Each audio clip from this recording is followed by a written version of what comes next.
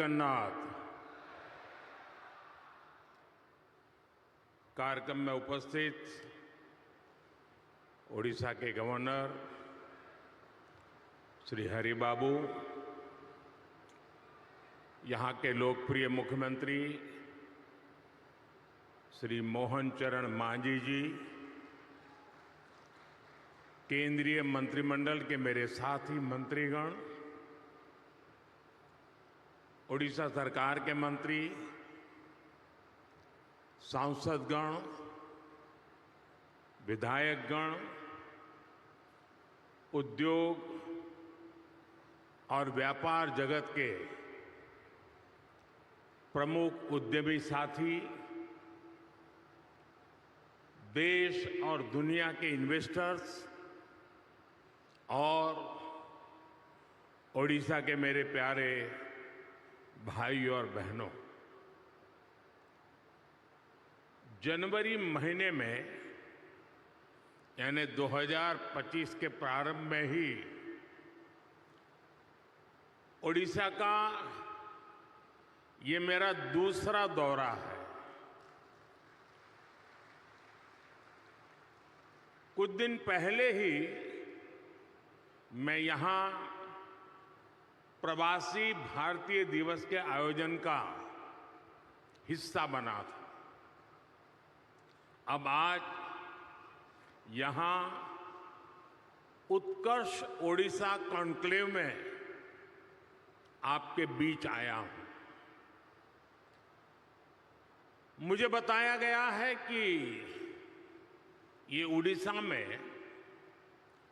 अब तक की सबसे बड़ी बिजनेस समिट है।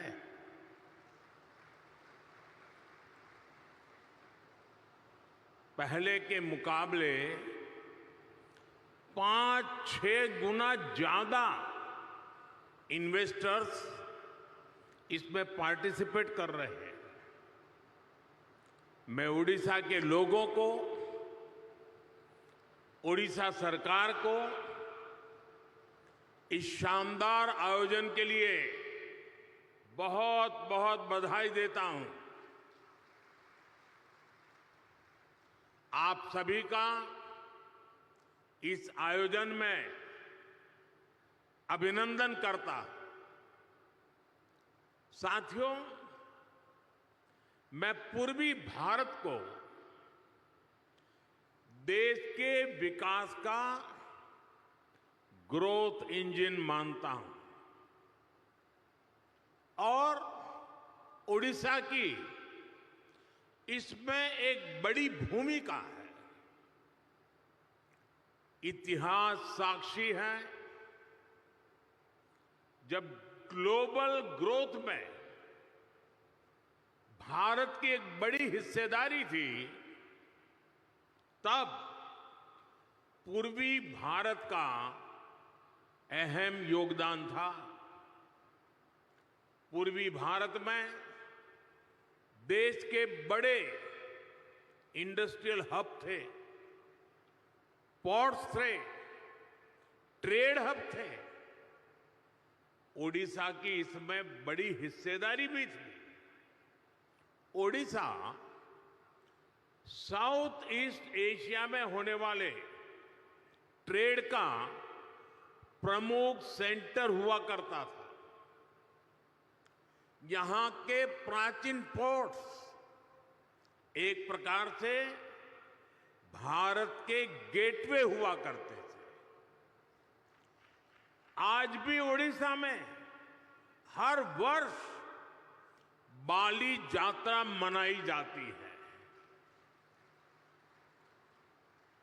अभी इंडोनेशिया के राष्ट्रपति जी आए थे और वो तो यहां तक बोल गए कि शायद मेरे डीएनए में ओडिशा है।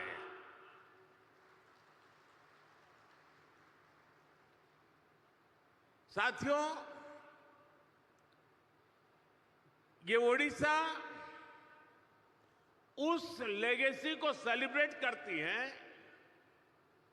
जो ओडिशा को साउथ ईस्ट एशिया से जोड़ती है।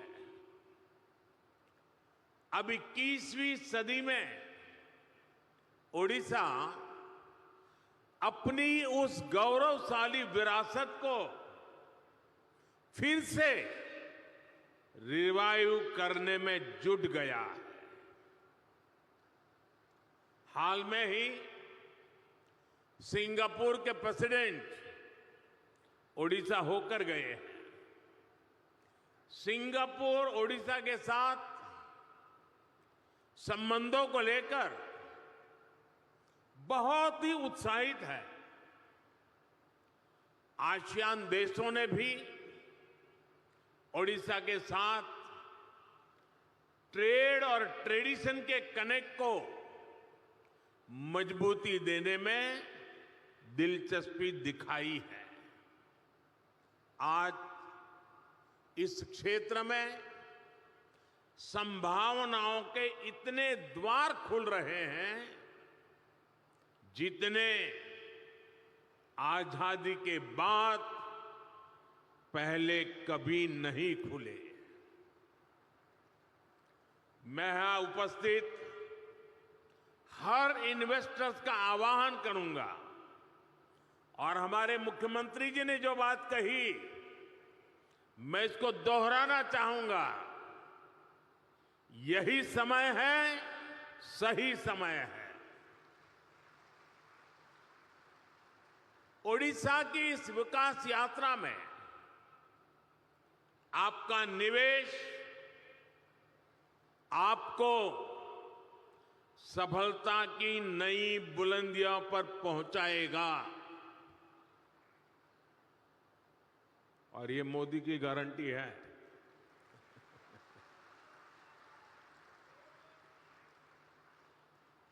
साथियों, आज भारत विकास के ऐसे पथ पर चल रहा है जिसको करोड़ों लोगों की एस्पिरेशंस ड्राइव कर रही है।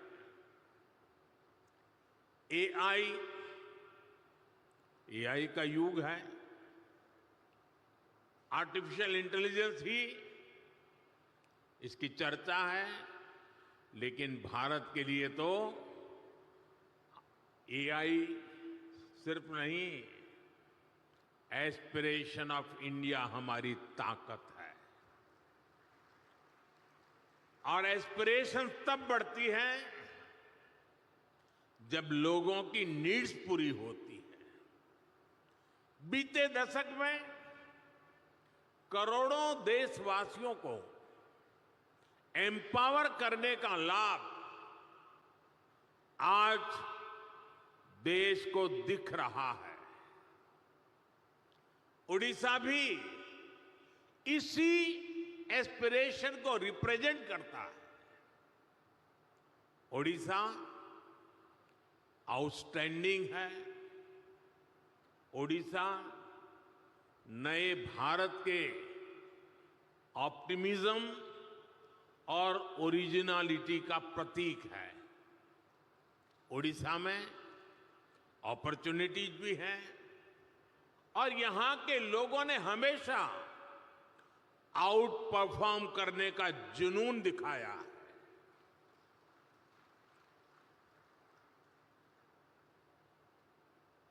मैंने गुजरात में ओडिशा से आने वाले साथियों के कौशल, उनकी मेहनत, उनकी ईमानदारी को खुद अनुभव किया है। इसलिए आज जब ओडिशा में नए अवसर बन रहे हैं तो मेरा पक्का विश्वास है ओडिशा बहुत जल्द विकास की उस ऊंचाई पर पहुंचेगा जहां पहुंचने की किसी ने कल्पना तक नहीं की है। मुझे खुशी है कि मुख्यमंत्री मोहन चरण मांझी जी की पूरी टीम उड़ीसा के विकास को तेज गति देने में जुटी है। Food processing, petrochemical, port-lead development, fisheries, IT, edutech, textile, tourism, mining, green energy, ऐसी हर इंडस्ट्री में उड़ीसा भारत के लीडिंग राज्यों में से एक बन रहा है।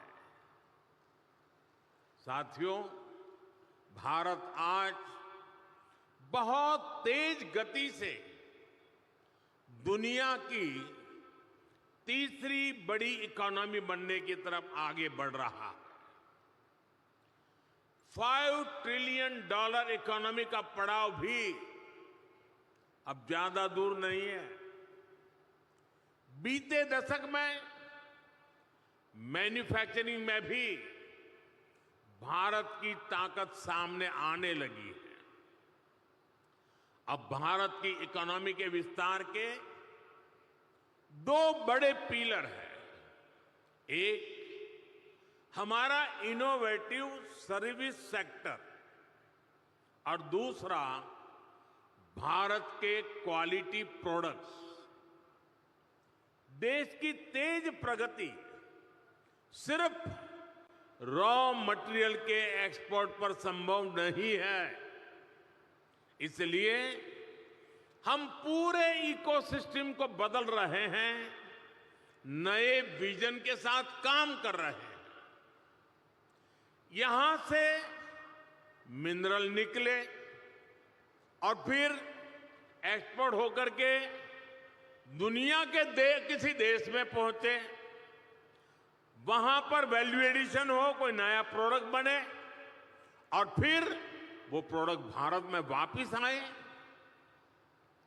ये ट्रेंड मोदी को मंजूर नहीं है।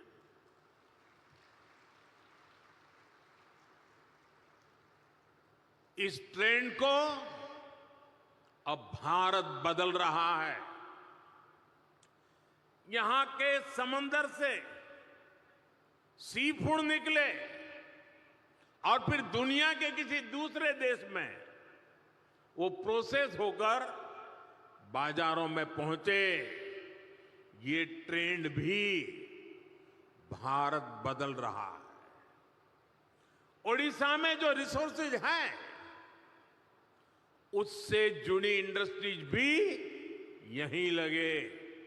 इस दिशा में हमारी सरकार काम कर रही है।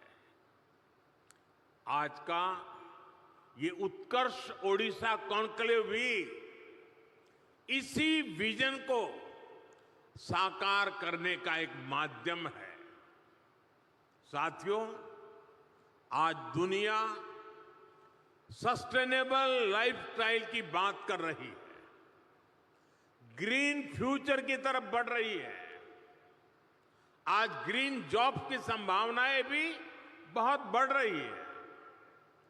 हमें समय की जरूरतों और डिमांड के हिसाब से खुद को बदलना है, उसके हिसाब से ढालना है। इसी सोच के साथ ही भारत ग्रीन फ्यूचर पर, ग्रीन टेक पर इतना फोकस कर रहा है।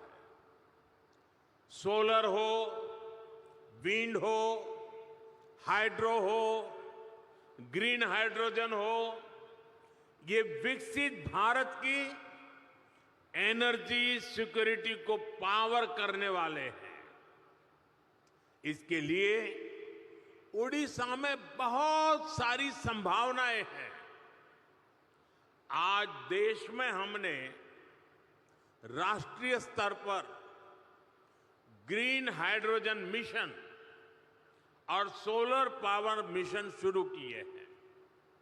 उड़ीसा में भी रिन्यूएबल एनर्जी से जुड़ी इंडस्ट्री को प्रमोट करने के लिए बड़े पॉलिसी डिसीजंस हो रहे हैं। हाइड्रोजन एनर्जी के प्रोडक्शन के लिए भी यहां काफी सारे कदम उठाए जा रहे हैं। साथियों, ग्रीन एनर्जी के साथ साथ उड़ीसा में पेट्रो और पेट्रोकेमिकल सेक्टर के विस्तार के लिए भी इनिशिएटिव लिए जा रहे हैं। पारादीप और गोपालपुर में डेडिकेटेड इंडस्ट्रियल पार्क्स और इन्वेस्टमेंट रीजन्स बन रहे हैं। इस सेक्टर में भी इन्वेस्टमेंट के लिए बहुत अधिक संभावनाएं हैं। मैं उड़ीसा सरकार को बधाई दूंगा कि उड़ीसा के अलग अलग रीजन की संभावनाओं को देखते हुए वो तेजी से निर्णय ले रही है, नया इकोसिस्टम विकसित कर रही है। साथियों, 21वीं सदी के भारत के लिए ये दौर कनेक्टेड इंफ्रास्ट्रक्चर का है, मल्टी मॉडल कनेक्टिविटी का है। जिस स्केल पर, जिस स्पीड से भारत में आज स्पेशलाइज्ड इंफ्रास्ट्रक्चर का निर्माण हो रहा है, वो भारत को इन्वेस्टमेंट का शानदार डेस्टिनेशन बना रहा है। डेडिकेटेड फ्रेट कॉरिडोर से ईस्ट और वेस्ट की कोस्टलाइन को कनेक्ट किया जा रहा है। देश का एक बड़ा हिस्सा जो लैंडलॉक था, उसको भी अब समंदर तक तेज एक्सप्रेस से मिलने लगी है, तेज एक्सेस मिलने लगी है। आज देश में दर्जनों ऐसे इंडस्ट्रियल शहरों का निर्माण किया जा रहा है जो प्लग एंड प्ले सुविधाओं से लैस होंगे। ओडिशा में भी ऐसी ही संभावनाओं को बढ़ाया जा रहा है। यहां रेलवे और हाईवे नेटवर्क से जुड़े हजारों करोड़ रुपए के प्रोजेक्ट चल रहे हैं। ओडिशा में इंडस्ट्री की लॉजिस्टिक कॉस्ट कम हो, इसके लिए सरकार यहां के पोर्ट्स को इंडस्ट्रियल क्लस्टर से जोड़ रही है। यहां पुराने पोर्ट्स का विस्तार के साथ ही नए पोर्ट भी बनाए जा रहे हैं। यानी उड़ीसा ब्लू इकोनॉमी के मामले में भी देश के टॉप के राज्यों में शामिल होने वाला है। साथियों, सरकार के इन प्रयासों के बीच मेरा आप सभी से कुछ आग्रह भी है। आप तेजी से बदलती दुनिया में ग्लोबल सप्लाई चेन से जुड़ी चुनौतियों को देख रहे हैं। भारत बिखरी हुई सप्लाई चेन और इंपोर्ट आधारित सप्लाई चेन पर ज्यादा भरोसा नहीं कर सकता। हमें भारत में ही एक ऐसी सशक्त सप्लाई और वैल्यू चेन बनानी है जिस पर वैश्विक उतार चढ़ाव का कम से कम असर पड़े। ये सरकार के साथ साथ इंडस्ट्री का भी बहुत बड़ा दायित्व है। इसलिए आप जिस भी इंडस्ट्री में हैं, उससे जुड़े एमएसएमईज को सपोर्ट करें, उनकी हैंड होल्डिंग करें। आप ज्यादा से ज्यादा युवा स्टार्टअप्स को भी सपोर्ट करें। साथियों, आज कोई भी इंडस्ट्री नई टेक्नोलॉजी के बिना ग्रो नहीं कर सकती। ऐसे में रिसर्च और इनोवेशन बहुत जरूरी है। सरकार देश में रिसर्च से जुड़ा एक बहुत वाइब्रेंट इकोसिस्टम बना रहा है। इसके लिए एक स्पेशल फंड भी बनाया गया है। इंटर्नशिप और स्किल डेवलपमेंट के लिए एक स्पेशल पैकेज घोषित किया गया है। इसमें भी इंडस्ट्री खुलकर आगे आए, सरकार के साथ मिलकर काम करे, ये सभी की अपेक्षा है। जितना बड़ा और बेहतरीन भारत का रिसर्च इकोसिस्टम होगा, स्किल्ड यंग पूल होगा, हमारी इंडस्ट्री को इससे सीधा फायदा होगा। मैं इंडस्ट्री के सभी साथियों, ओडिशा सरकार से कहूंगा कि आप सभी मिलकर यहां एक आधुनिक इकोसिस्टम का निर्माण करें। एक ऐसा इकोसिस्टम जो ओडिशा के एस्पिरेशन के साथ चले, यहां के नौजवानों को नए मौके दे। इससे ओडिशा के नौजवानों को यहां पर ही जॉब्स के ज्यादा से ज्यादा अवसर मिलेंगे।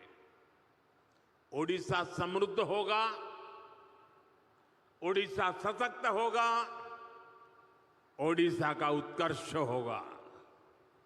साथियों, आप सभी दुनिया भर में जाते हैं, दुनिया भर के लोगों से मिलते हैं।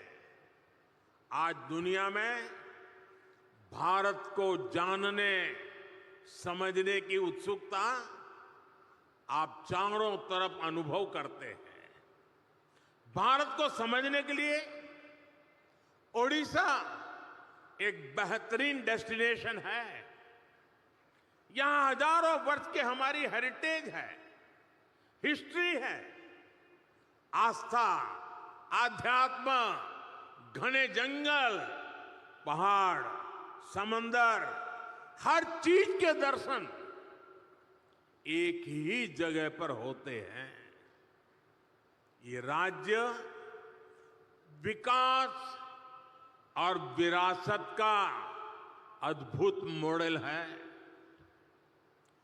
इसी भाव के साथ ही हमने G20 के कल्चर से जुड़े इवेंट उड़ीसा में रखे थे।